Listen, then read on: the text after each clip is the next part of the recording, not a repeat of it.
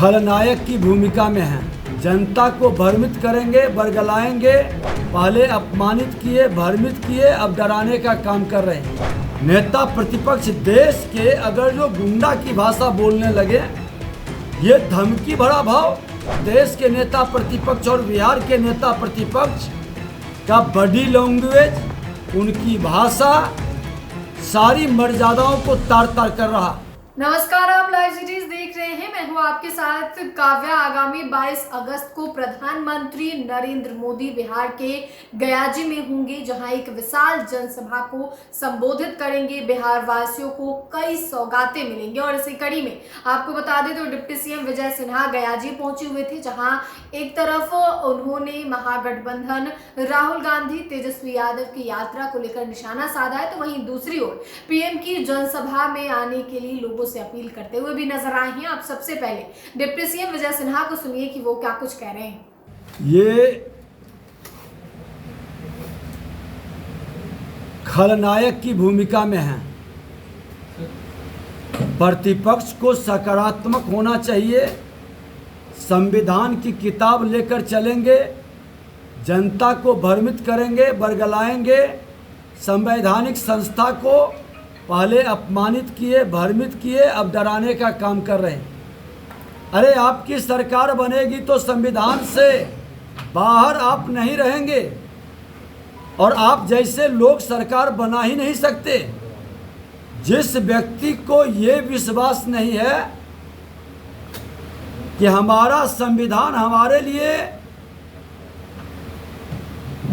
अमूल्य धरोहर है, हमारा समर्पण संविधान के प्रति होना चाहिए, और संवैधानिक पद पर बैठा व्यक्ति का भाषा अगर जो अराजकता उत्पन्न करने का हो, नेता प्रतिपक्ष देश के अगर जो गुंडा की भाषा बोलने लगे, ये धमकी भरा भाव। दुर्भाग्य से देश के नेता प्रतिपक्ष और बिहार के नेता प्रतिपक्ष का बॉडी लैंग्वेज, उनकी भाषा सारी मर्यादाओं को तार तार कर रहा।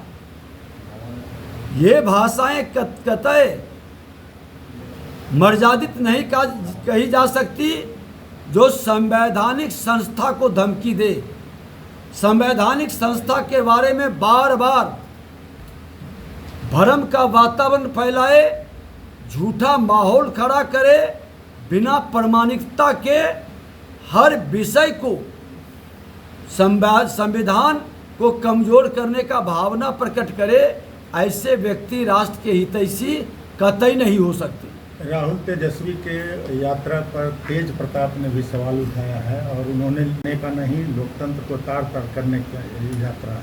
देखिए, जो अपने बिहार से प्रेम करता है, अपने देश से प्रेम करता है, हर बिहारी देशवासी जो राष्ट्र को कमजोर करने का, राजतंत्र स्थापित करने का, परिवारवाद की अपने जमींदारी को राजनीतिक जागीर समझ लेने का मानसिकता रखता है, उसके विरुद्ध खड़ा होने का जगह यही समय है।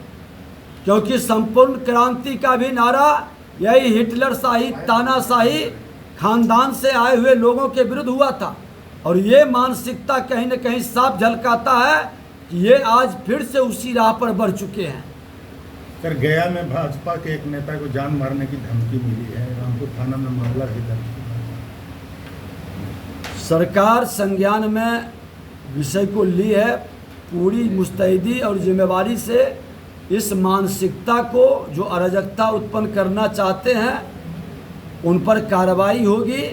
अब तो सरकार लॉ एंड ऑर्डर के मामले में हम पहले भी कई बार कह चुके हैं कि जिस भाषा में अपराधी समझेगा उस भाषा में समझाया जा रहा है, और वो जंगल राज का माहौल कतई नहीं आने दिया जाएगा। बिहार की जनता शांति के साथ विकास चाहती है, सबका साथ सबका विकास का मंत्र ले चुकी है, इसलिए उनके शांति भंग करने का कोई भी प्रयास करेंगे वो बख्शे नहीं जाएंगे। तो आपने डिप्टी सीएम विजय सिन्हा को सुना। एक तरफ जहां उन्होंने महागठबंधन पे कटाक्ष किया है और कहा है कि ये लोग एक राज्य के नेता प्रतिपक्ष है और दूसरे देश के यानी कि लोकसभा में नेता प्रतिपक्ष है, लेकिन फिर भी ये लोग मर्यादा को तार तार किए हुए हैं। आपने विजय सिन्हा को सुना है, गयाजी पहुंचे हुए थे।